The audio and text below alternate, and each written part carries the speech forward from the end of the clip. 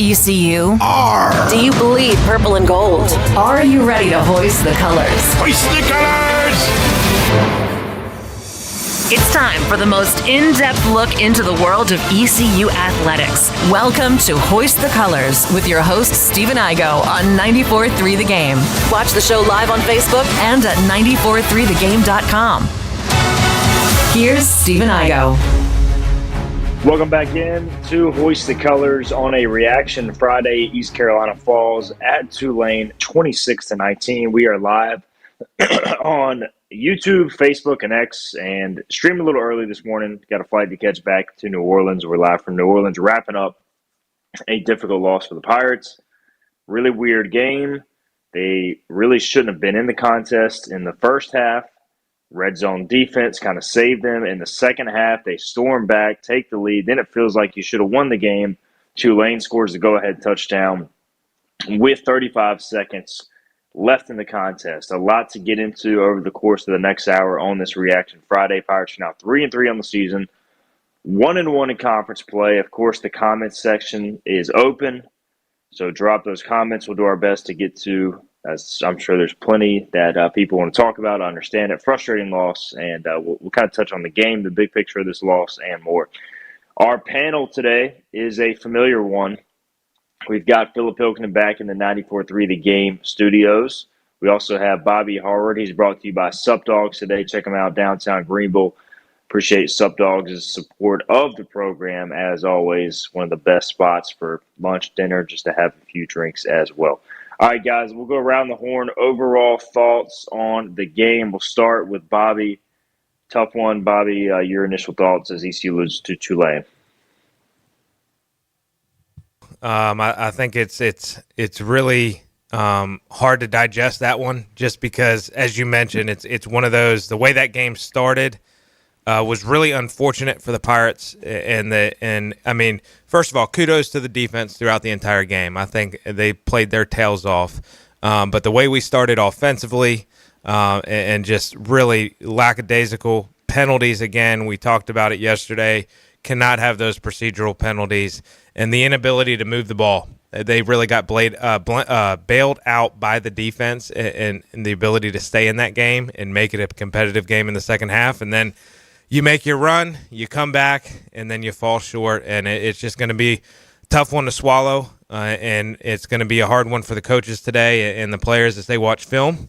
But the key for them going forward is going to be you cannot let Tulsa beat them twice.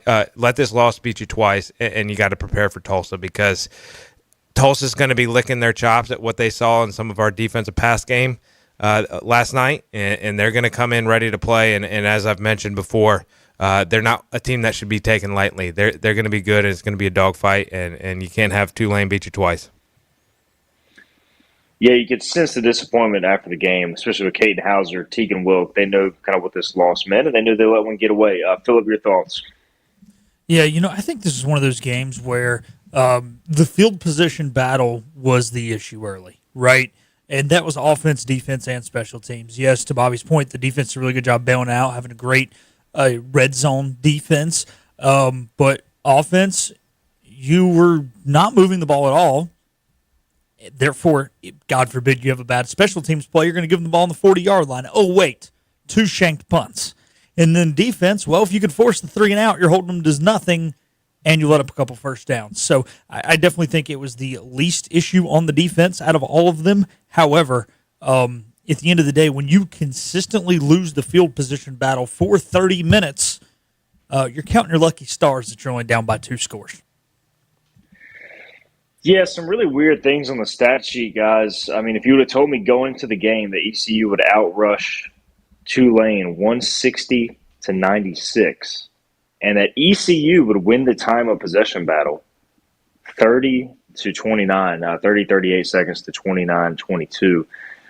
Look, we said going in, John Summerall 29-0 when his team outrushes the opponent. So, like, ECU, I thought, dominated at times, especially in the second half, in the trenches against the run, but it was almost like the complete opposite when it was the passing game.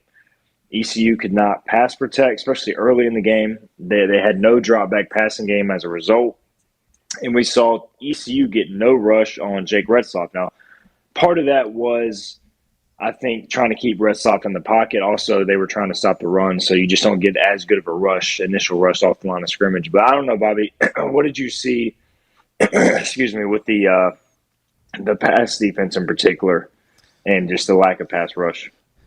Yeah, I think part of it, ECU clearly went into the game with the idea and the game plan of, hey, we're not going to let them beat us in the run game, and they didn't. And to their credit, they stood up and held their own. And then in the pass defense, that's where I think was the most discouraging, because it seemed like there was a lack of adjustment. I don't know if necessarily bringing pressure was the answer, because they were getting the ball out so quick. They were really just wearing out the flats. They were play action passing to have those linebackers step up, and they were hitting crossing routes behind them. My concern, I understand why they're not going man coverage, and it's going to be really hard to man blitz and bring six-man pressures with this defense, with the personnel that we have at the corner position.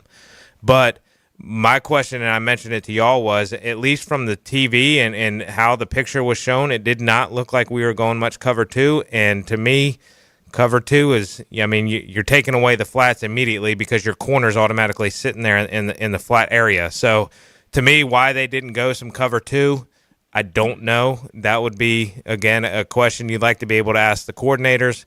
And maybe Blake can be asked last week or next week or whatever, but that was kind of the discouraging part. And we said it yesterday too, is Retzloff can throw the football, and he hadn't been asked to do that yet.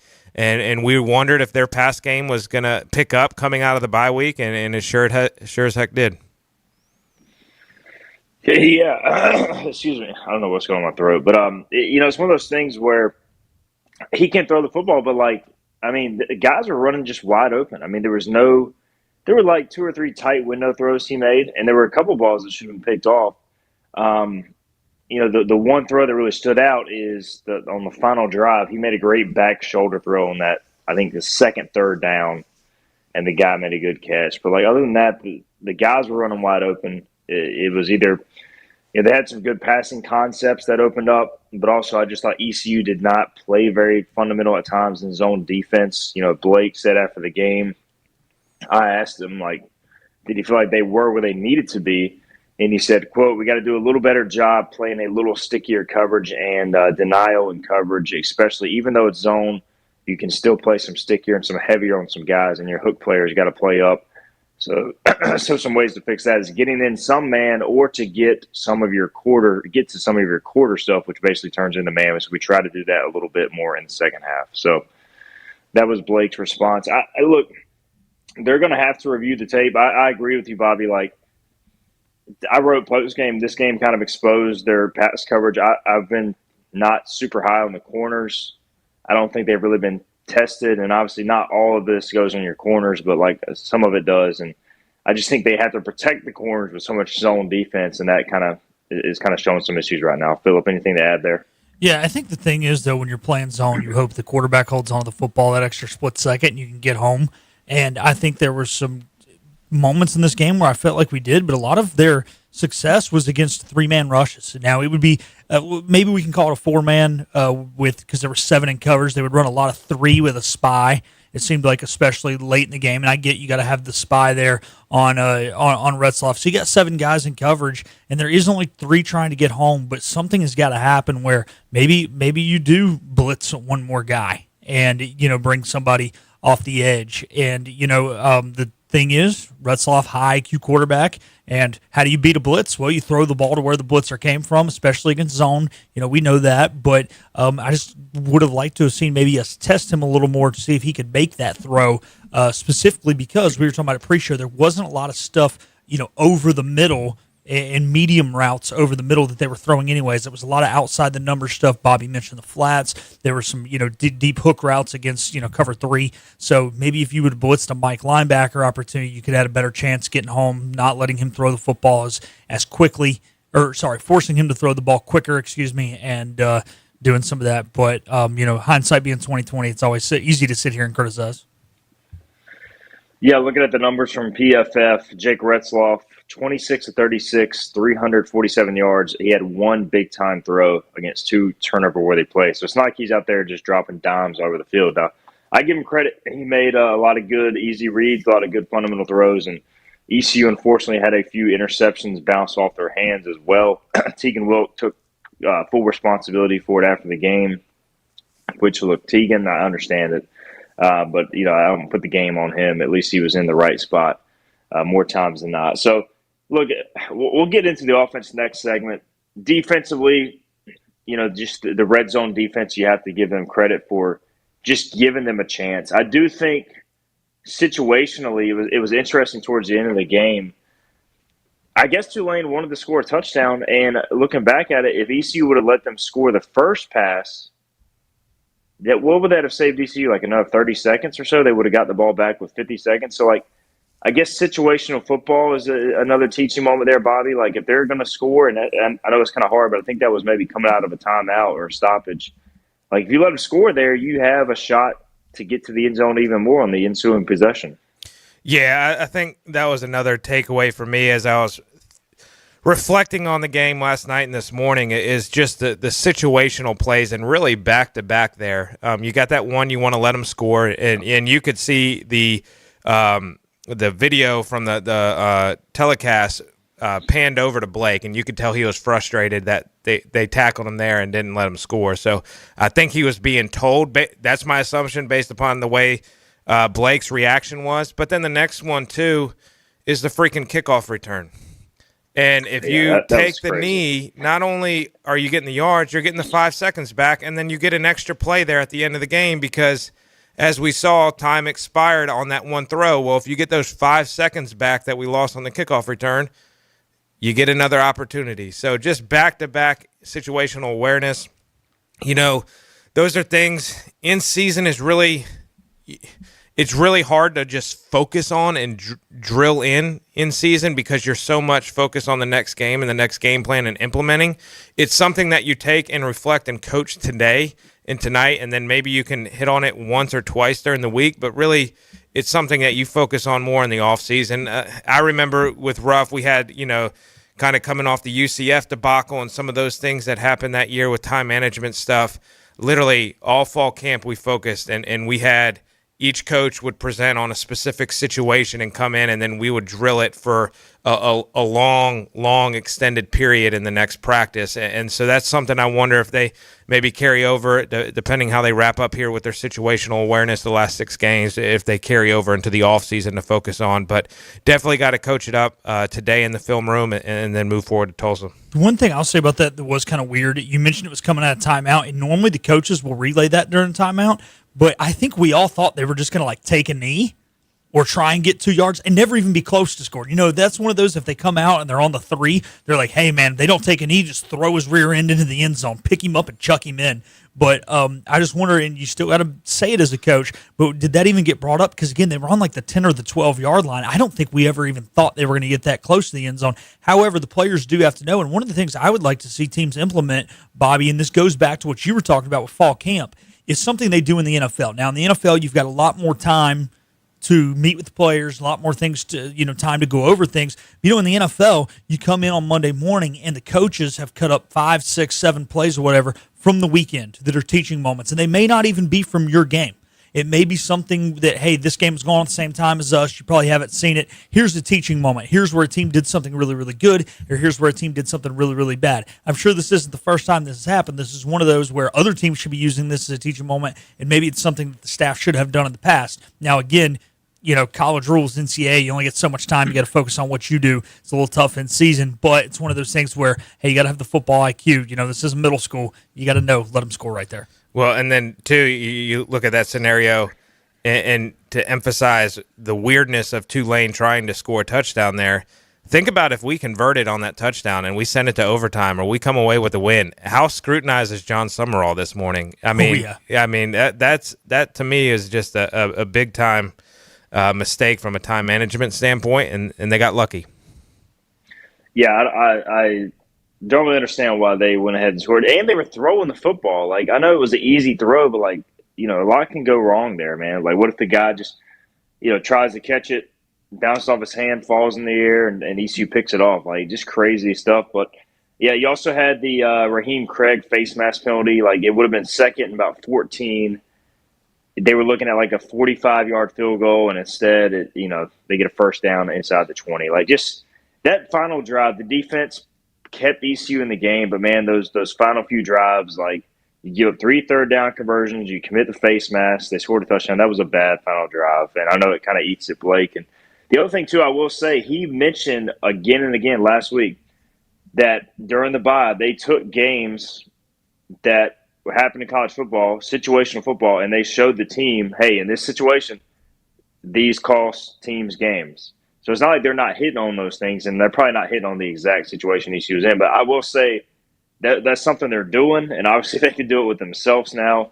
It's hard to cover every situation every week, but it is something I know they're doing. So just a frustrating loss, though, man. And we'll get into kind of the big picture. I do want to hit on the offense next. I know we got some comments on that. So let's get a break in. We'll talk about the offensive issues, the inconsistency. Why can't they start fast? And if they do start fast, why can't they sustain it? It seems like it's all or nothing right now. We'll hit on that. This is Hoist the Colors on a Reaction Friday. The team of Flatlands Jessup is working overtime to help ensure that Eastern North Carolinians like you get the health insurance help you need this open enrollment period. New legislation passed meaning more people than ever qualify for affordable coverage. Let us help you today. Big tax credits are back. Get a 30% tax credit, up to $2,000 off your new Mitsubishi electric heat pump install. Let Comfort Master help you take advantage of the tax credits with a qualifying Mitsubishi electric ducted heat pump or non-ducted Mitsubishi electric mini splits. Mitsubishi electric mini splits are ideal for bonus rooms, garages, or sunrooms. If you need a new HVAC unit, call Comfort Master today. Call Comfort Master. Call Comfort Master. You know what the problem is with standard belts? Usually you have to choose between too tight or the opposite, too loose. But with Anson Belt and Buckle, you don't have to choose. We got rid of the holes and instead have a track system designed for micro adjustability. That way you can enjoy a perfect fit every time. Anson Belt and Buckle. Find your perfect fit today.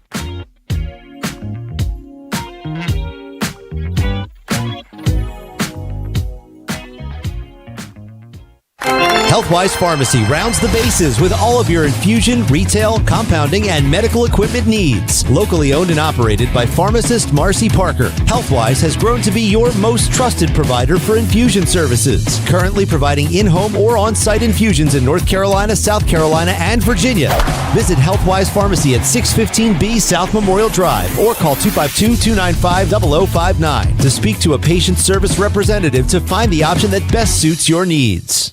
Tired of the 1-800 numbers advertising Medicare products? Flatlands Jessup has 6 offices all throughout Eastern North Carolina. Get face-to-face help from our local award-winning licensed team. Stop by today. Flatlands Jessup, your whole world covered. The best burgers around. Everyone loves a thick, juicy, and fresh burger. Tiebreakers does real burgers better than anybody. And don't forget about the cheese sticks, fresh salads, and more. So don't just go to any burger-themed restaurant chain. It's time to break the chain and eat local. Tiebreakers, burgers and sports at its best. Go Pirates! Arg! In this age of globalization, we've learned that bigger isn't always better. Ever tried to get phone help from a big corporation from a real person? Right.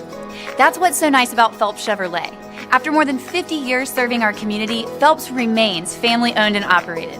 Mike, Daryl, Wave, West, Allen, and Clay deliver hometown service and integrity, same as always. They share your experience, they share your values, and they are ready to help with any motoring need. Come get you one.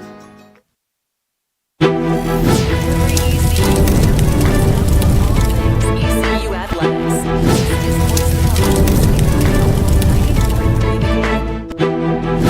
Welcome back in. Hoist the Colors on a Reaction Friday. East Carolina loses to Tulane 26-19. Disappointing loss.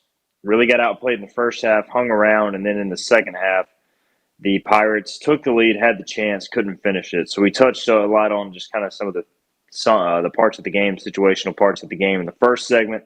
We've got Bobby Howard brought to us by Supdog today. We've got Philip Hilkin back in the 94.3 The Game studios. I'm in New Orleans, which is why we're recording a little early.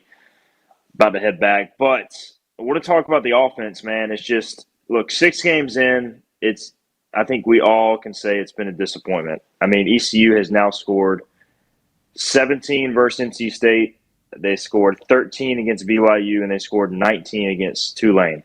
So your 3 biggest games of the year, you have spelled to crack the 20 points mark. And look, pound for pound, all 3 of those opponents have more talent than East Carolina. They have a bigger NIL budget. That's just the reality. But part of the reason you invest in JDB, you invest in this offense, is so in these types of games, or in games in general, you have a shot to win. We all felt going into the season that the offense was going to carry the team. The defense has been good. And the offense, with what came back, has just kind of been a mess. At times it's looked really good, and at times it just looks, I don't know, like almost unplayable. Like they can't function if they start running the issues. So before we get each of you guys' take on last night, I do just want to mention, look, Bryce Weaver being out was big. Your starting right tackle, they started Marlio Neolian. He struggled early. They end up putting in Cooper Trevnosky, who actually graded out really well, and it did really well. But then his shoulder was popping out. He has a shoulder brace, so he had to keep exiting in the second half. So issues at tackle makes it tough. When you can't pass protect, it makes it tough. But just, I don't know, guys.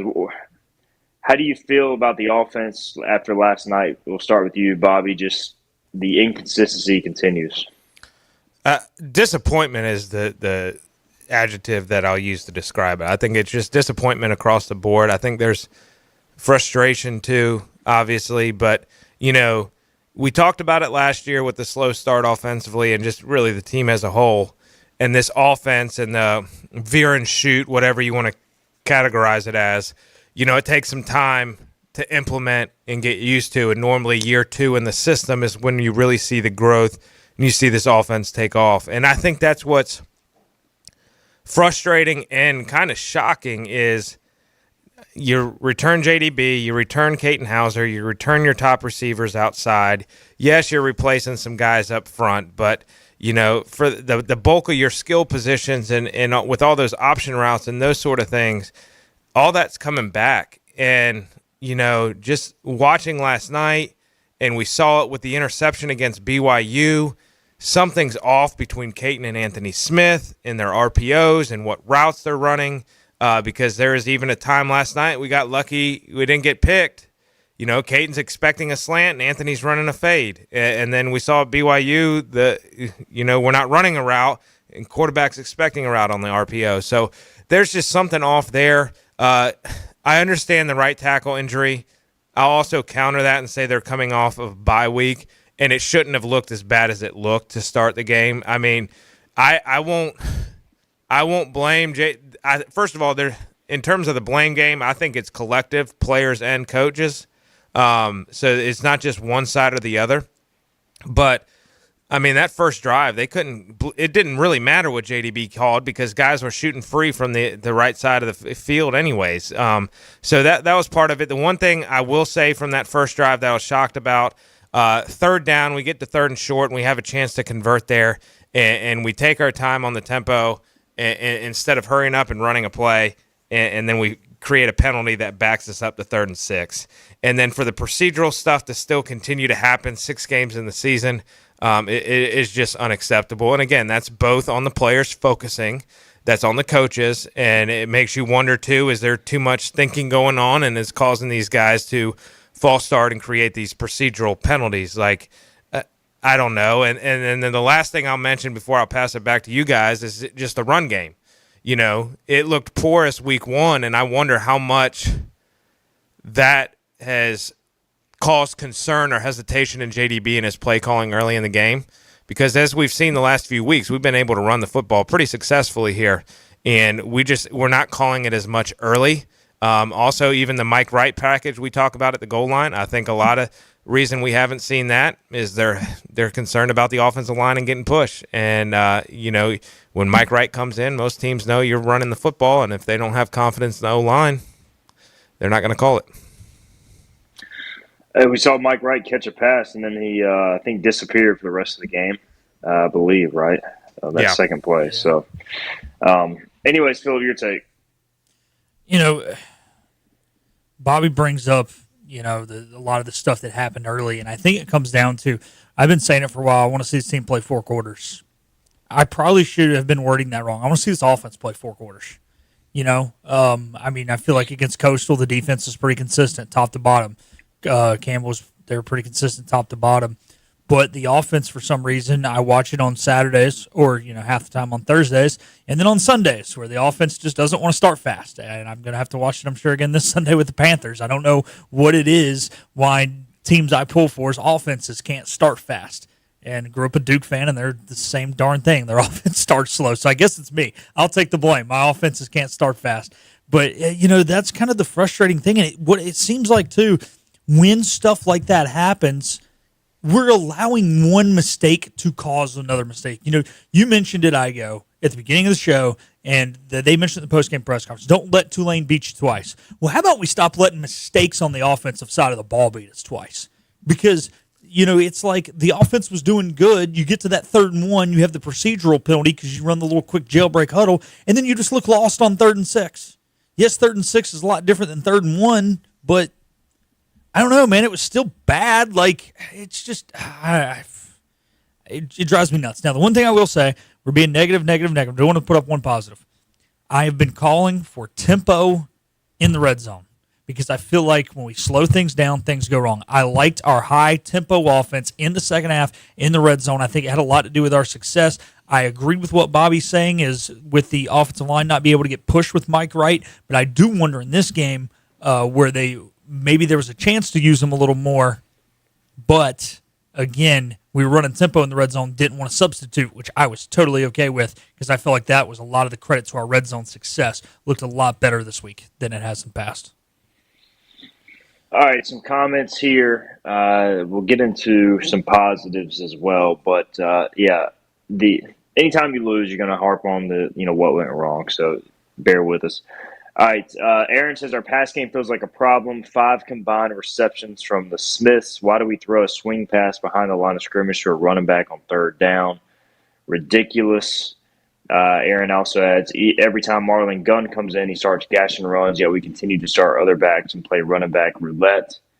And then Cameron says Marlon Gunn has to be running back 1. I mean, TJ Engelman looked great too, I thought. So I have more questions about the running backs now than I do have, going into the game. Now we have 4. I thought we were supposed to go down to 2 this week. That's what I'd heard. They wanted to focus on 2. Now we get 4. Look, I think a lot of the Smith stuff has to go with just they feel like they could not drop back for more than 2 seconds and pass the football, and it's hard to get it out to your receivers if you can't do that. But I agree.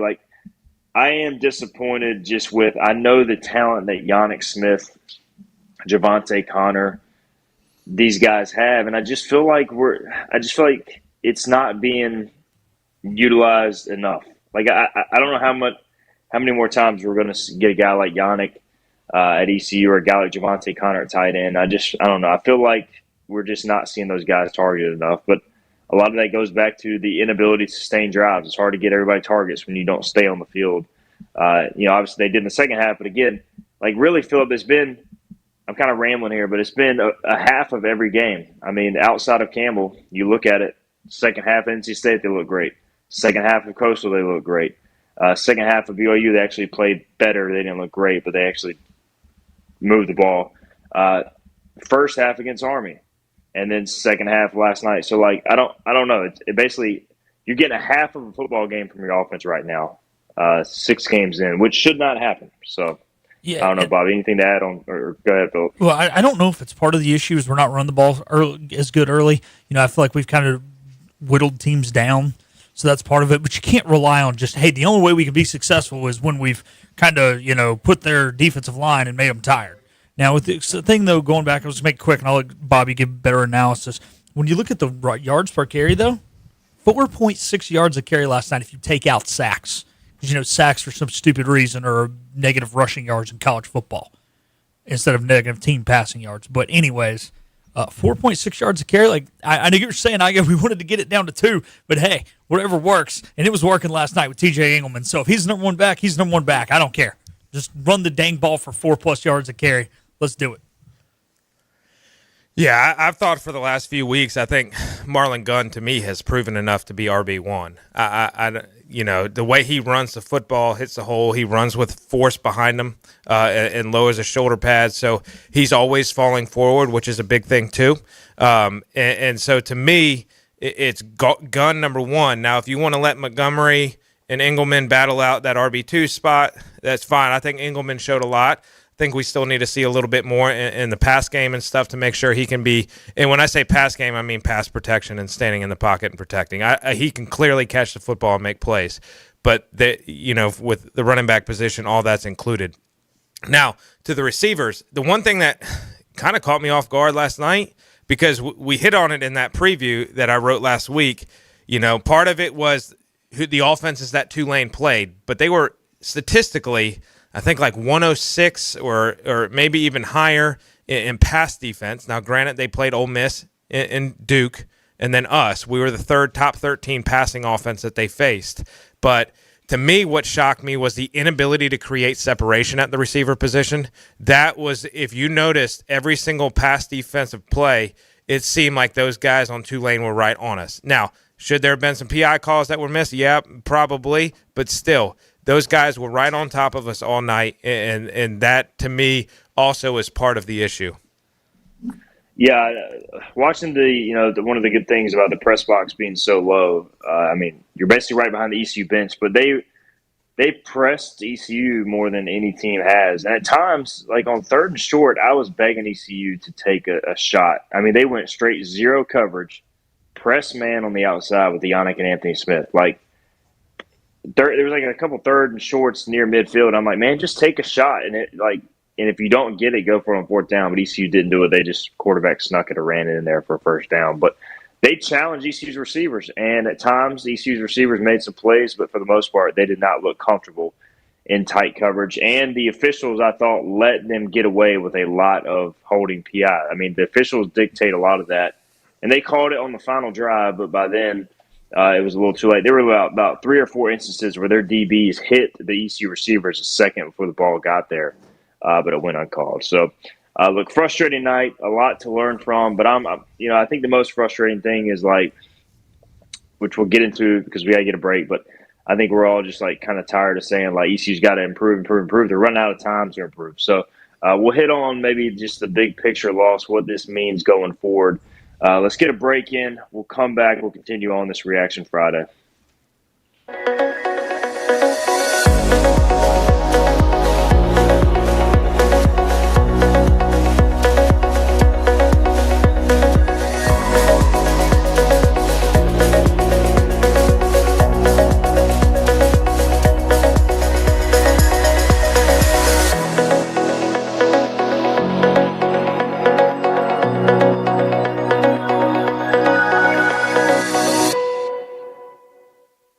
Storm season is approaching. North Carolina weather can damage your roof, and before long, a small leak can turn into a big problem. Your home is one of your biggest investments, so protect it with Wells Home Improvements. We work with all insurance companies for a hassle-free roof installation experience. Call us today and get 10% off your roof installation when you mention this commercial. 252-227-8403 or visit us online at wellshomeimprovements.com. Wells Home Improvements. Local, honest, dependable. This is about you, your family, and the health of all who live in Eastern North Carolina. This is about the transformation of a health system into something more powerful and more human. About creating new ways to treat disease and keep you well. This is about ECU Health, which is to say, it's really all about you. ECU Health. Minds, hearts, purpose.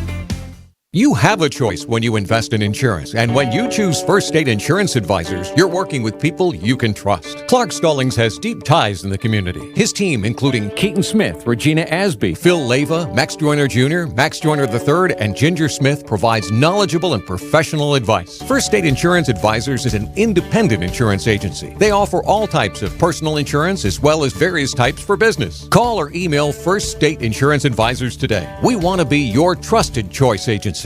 Acre Station Meat Farm, along with Lane Angus Beef, bring you Farm to Fork Beef. Stock your freezers now with affordable beef boxes, just in time for the grilling season. Farm to Fork Beef brings quality local beef to your family. From your traditional butcher shop, Acre Station Meat Farm. Come on down to Acre Station Meat Farm and find out why we're #1 in fresh cuts and friendly service. Acre Station Meat Farm, Highway 32 North, Pinetown. At National Finance, we're all about hometown support, just like ECU football. National Finance helps us win on and off the field. They've got your back when you need it most. Fast, easy personal loans for life's big plays. And just like us, they're committed to Eastern North Carolina. National Finance, proud supporters of ECU athletics. Visit nfcmoney.com for loans as fast as today. Hoist the sail! Climb aboard as we set sail and hoist the colors. Ahoy, me hearties! Back to Steve and Igo on 94.3 The Game. All right, welcome back in. Hoist the colors on a Reaction Friday. Pirates lose to Tulane 26-19. We're recapping that. We got Bobby Harward, brought to you by Sup Dogs. We got Philip Pilkington back in the 94.3 The Game studios as well. All right, guys, the totality of this loss, we talked about it going in. A loss doesn't end your season, doesn't end a chance at the conference championship, but it certainly puts a dent in it from the standpoint of, obviously, now you almost would have to run the table realistically to have a shot. You don't have the tiebreaker with Tulane. There's a lot of conference title contenders out there. So, my overwhelming sense talking with ECU fans during and after the game is like, it just feels like another missed opportunity. You're on a national stage in a quote-unquote big game. You fail to take that next step. And I think that's what's most frustrating right now is, like, I think people are happy with, like, Blake Carroll and how he's running the program. And, like, in general, I don't think they're disappointed in that. I think they're just disappointed that ECU, for the third time this year, national stage, especially this time in conference, having a chance to really establish yourself as a conference contender and just couldn't quite finish it. So, I don't know. Am I misreading the situation, or is that about accurate? Philip, we'll start with you. I think it's accurate because I think if you win that game, you feel really good. And I think the frustrating thing is when we said if it's a tight loss, we can still feel good. I think the fact that it was kind of still an ugly loss, like William and I were talking about it at halftime, I was like, man, both these teams are playing kind of crappy. It's kind of a junky game. And that's the frustrating part. It's like, okay, you didn't play well, so can you beat Memphis? And if you just lost, you'd still be an uphill climb, right? You'd probably need to run the table. You'd need one or two other things to go your way. But with such a top-heavy conference, you know what? If you go in there at 7-1 in league play and you get hosed on the tiebreaker and you don't get to play for a conference championship, be mad at the system, not at the results of the games. It is what it is. It's just the fact that it was so ugly. So now it's like, damn, can we beat Memphis? Or is like 6-2 our ceiling? And I think that's kind of the frustrating part right now is it feels a little bit like 6-2 in the conference is our ceiling. And, with how bad the last 10, 12 years have been, that's great. The tough thing is I think we know the talent of these young men. We know the talent of this coaching staff, and we know that a conference championship is not a unrealistic goal for this team. So it's a little frustrating, a little disappointing, but also with that being said, look, man, you're probably going to have to run the table even if you won last night. Like, if you have one loss, you are leaving it up to the football gods because of the unbalanced scheduling. So, that just kind of is what it is. I mean, at the end of the day, you're a huge Green Wave fan. You want Tulane to run the table. You want them to take care of some of these other teams, and you hope that the North Texas and Memphis game or South Florida game tonight, dare I say, you hope it ends in a brawl and it's a double forfeit or something and both teams lose because that's what you need at this point. Hey, I'll just say this, and I'll let Bobby weigh in as well. Like, it's just disappointing. Pirate fans deserve better. because I'm tired of going to these games on the road and like nobody being in the stands and caring. And I know how much ECU fans care, and I'm not saying Tulane fans don't care, but like the attendance last night was 20,000. You've got a Tulane program that has consistently competed for conference championships, and I get it. It's Thursday night, 6:30 local time, and there's like nobody there, and it's just I don't know, man. Like I respect the heck out of ECU fans, and I just know how much it means to them, and it's just frustrating to go to some of these venues, not see the passion, but see, hey, they got a few rich donors, so they're able to invest that much more in NIL. They've hit on their decisions at the highest level that's allowed them to take the next step. And I just want to reiterate, ECU fans deserve better. So I get the frustration from the overall standpoint of missing out on this opportunity.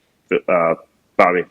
Yeah, you made the comment there mentioning, that they're hitting on the other universities and institutions are hitting at those decisions at the highest level. That's why so badly I wanted John Summerall to get the UNC job, even though it's hysterical with happening with Belichick now. But because I was like, no way Tulane hits 3 years in a row.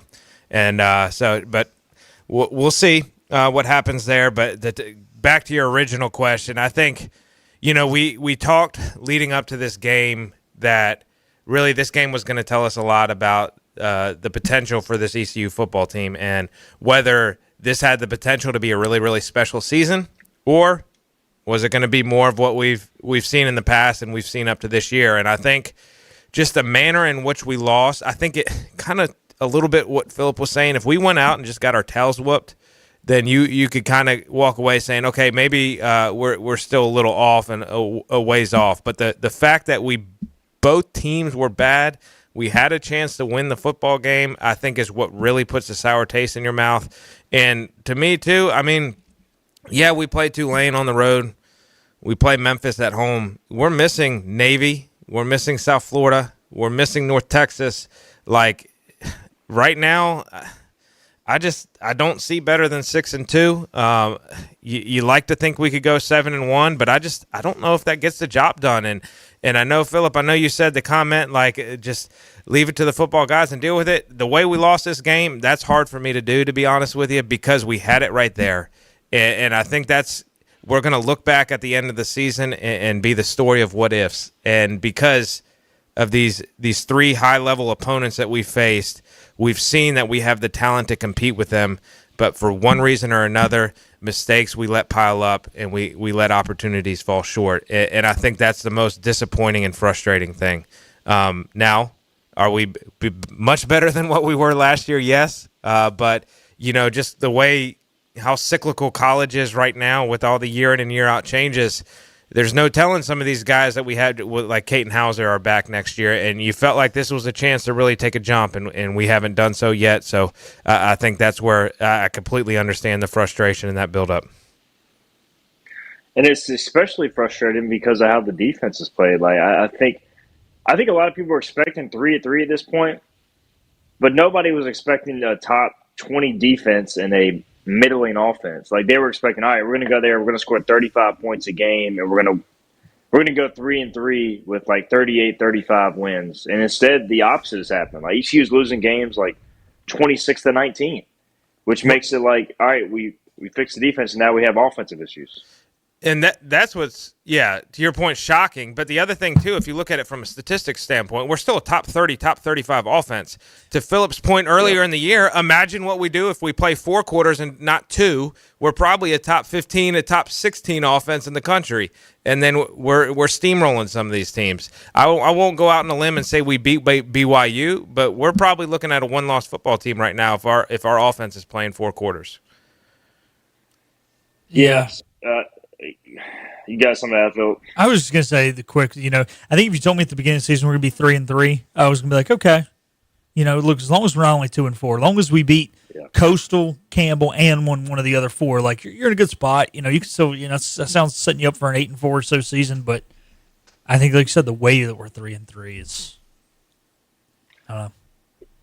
Like 8-4, that would be the most regular season wins ECU has had in 11 years. Back when Bobby was on staff in 14, with that team. So like that would be a good season, but it wouldn't be a great season. I think if you go 9-3, if you went out, like it's hard to not call that a great season because you would have a shot at a conference title and obviously a shot at 10 wins going into the postseason for the third time in program history. But I wrote last night the chance at a great season. It feels like it's slipping away, but it's not gone just yet. But you are getting to the point, guys, where it's like 6 games in, you are kind of what you are too. I mean, we're seeing these same mistakes happen against good opponents. You really only get so many chances to learn from and fix them, and you're halfway through the season now, and like you kind of are what you are. And I do think, we did see ECU take off the second half of last season under Blake Carroll after the change, but at the same time, like I just don't know if we're going to see this year's team make a huge leap. Maybe I'm wrong. I'm hoping I'm wrong. I mean, is there a chance they do, Bobby? I'm kind of leaning towards we are what we are right now. Now, we talked about it after the first week with NC State. The rushing numbers are going to even out, and I think you'll see our offensive numbers improve, but a lot of that based upon the competition that we're facing. And I think Philip said it perfectly in that, if we looked at these first 6 games, I think we felt okay coming out 3-3 going into the year. But seeing the manner in which we've competed in these games and let them slip is what's most frustrating. I think kind of what I'm going to be concerned about and curious about and flip it a little bit is, can our defense maintain for the last 6 games? I think can our defense maintain the level of play that they're playing at right now, because they're playing at an extremely high level. Offensively, I fear we are what we are, and that's unfortunate and surprising. But defensively, I want to see if we can maintain. All right, let's get our final break in. We'll come back. We'll wrap up the show after this. We got a couple questions, comments to get to, and we'll maybe hit on some positives as well from the game, because it wasn't all bad. So we'll hit on some positives, and we'll wrap it up after this Reaction Friday. It's time to soak up the savings at Greenville Toyota. Summer is here with hot deals on a great selection of new Toyotas, like a Corolla, $189 a month, or Tacoma, $279 a month. Soak up the savings at Greenville Toyota. You know what the problem is with standard belts? Usually you have to choose between too tight or the opposite, too loose. But with Anson Belt and Buckle, you don't have to choose. We got rid of the holes and instead have a track system designed for micro-adjustability. That way you can enjoy a perfect fit every time. Anson Belt and Buckle. Find your perfect fit today.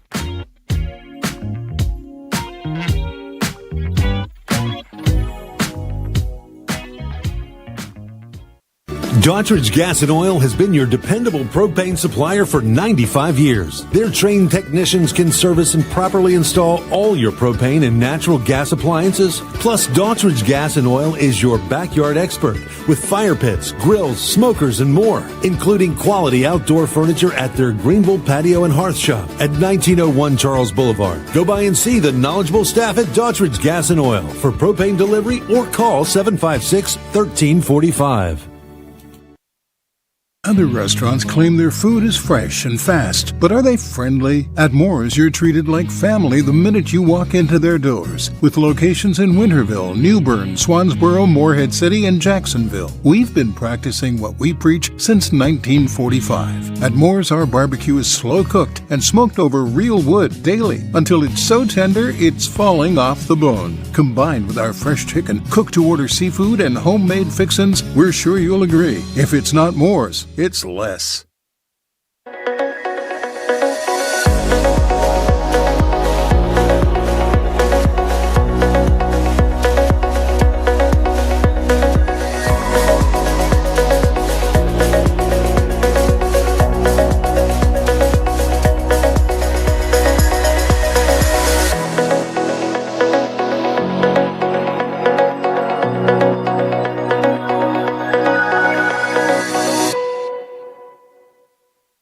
My hair is definitely a reflection of who I am. Wild, fun, fiery for sure. It just goes with the flow. Me and my hair, both untamable. I wear it how I feel. Feel fearless. Feel empowered. Look fantastic. Look fantastic. Look fantastic. Feel unstoppable. Unstoppable.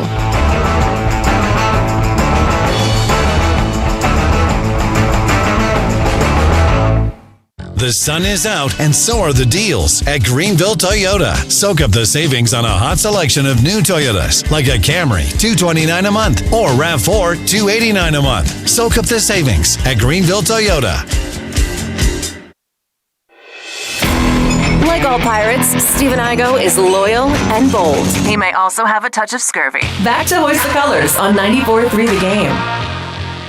All right, final segment here. Again, we're recording early in New Orleans. Got to catch a flight home. We got Bobby Harward back in the studio along with Philip Pilkington. Bobby brought to you by Sup Dogs today. Appreciate their support of the program. Got about 5-6 minutes left, and wanted to hit on some things. Jones Bones is in the comments section. I hope we use our NIL money in the trenches next year. Let's leave skilled positions alone and rely on high school and our development within. I hope to see a purple December in North Carolina with recruits. I mean, I agree on one hand, Jones Bones, but the problem is everybody is looking to buy offensive linemen in the portal, and there's just not enough of them out there. So O-line has to be a multi-year development. I do like some of the pieces on the group right now, but it's just one of those things. You got to work it. You got to work the portal. You got to work recruiting as well. So I just think it's a never-ending process, and you can never recruit and develop enough offensive linemen at ECU. All right, Jones Bones also adds, how do we feel about our over-under season stats at this point? I don't have them in front of me. I know that we're all way off on Jaquez Petaway. I feel like the two biggest disappointment guys have been Jaquez Petaway and Jordy Lowry. I mean, I don't like calling players out individually, and I'm not putting it all on them, but for some reason they have not been a fit here. And they were probably your two most highest touted transfers, Bobby. So, I don't know, man. It just shows what a crapshoot it can be. Yeah, those were the two I was most excited about for sure. And like you said, I hate calling players out individually, but still, even last night, situational awareness and football awareness.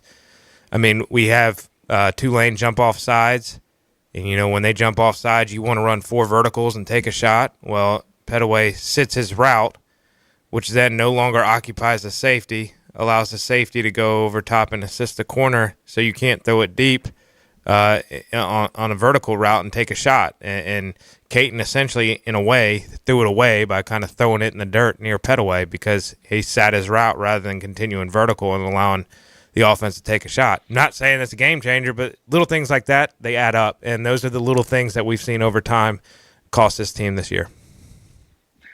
Jordy Lowry did not play versus Army. He played 2 snaps last night, did not record a stat. So, yeah, maybe he gets more of a shot with some corners struggling on Thursday, but I don't know. We'll see.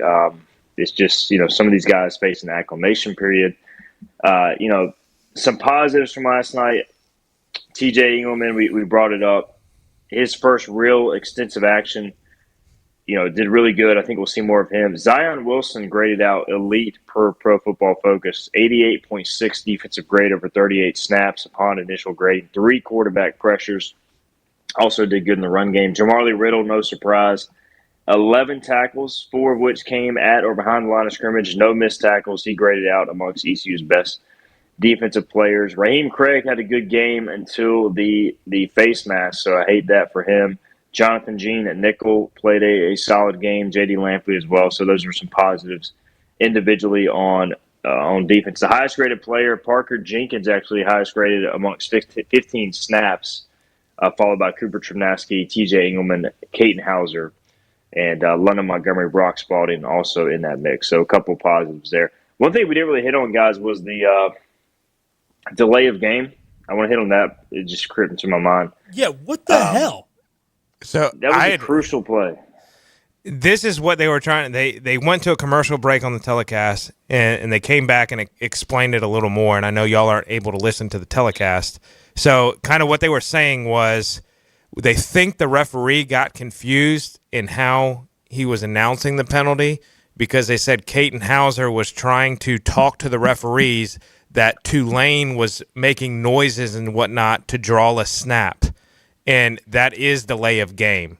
But technically, and based upon how it looked, if they're doing that, and if we're subbing in and we snap the ball, that's obviously false start on us or illegal motion, however you want to call it. My thought would be offsetting penalties. You replay the down, but I mean that's another costly situation because it goes from 3rd and 1 to 3rd and 6, and now you're settling for a field goal. So why wasn't the official standing behind the center? We subbed. They started to sub. They didn't stand there. That's not on us to know not to snap the football. Get your zebra rear end behind the damn center. We wouldn't have that. No, that was horse manure. That whole thing, that was American officiating, and American officials suck. That was terrible. I'm glad we got Philip fired up on this morning. There we go. Look, I'm with you. I think it was botched by everybody. All right, so ECU, I don't know. They look confused. You know, they get the catch. They don't know if they want to go tempo, to Philip's point. I thought, let's just go tempo, try to run it in. Yeah. Instead, they try to bring Connor on as a tight end. They look confused. They're out of sorts. Darius Bell, I don't think, realized that ECU was sub in the center.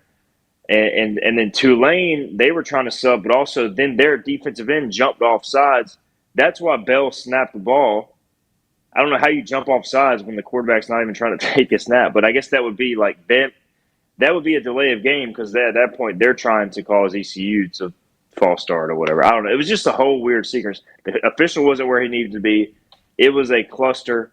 And, of course, ECU ends up on the wrong side because how big of a difference is 3rd and goal from the 1 versus 3rd and goal from the 6? I mean, you're probably going for it. You're obviously going for the touchdown, but if you get stopped on 4th and goal from the 1, you're probably still going for it. So, I mean, that's just a massive play, Bobby. The referees just didn't want to look bad.